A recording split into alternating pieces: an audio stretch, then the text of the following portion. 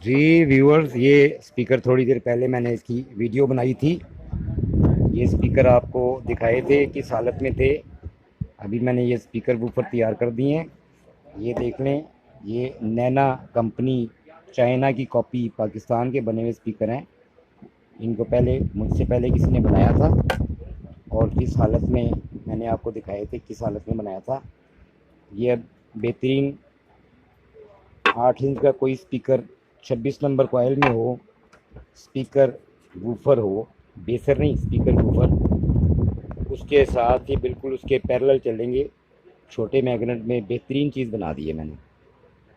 ये देख लें जी, ये आप जिसका नज़ारा करें कि ये कोई कह नहीं सकता कि ये रिपेयर हुए हैं, बिल्कुल ओरिजिनल ओरिजिनल हो गए हैं।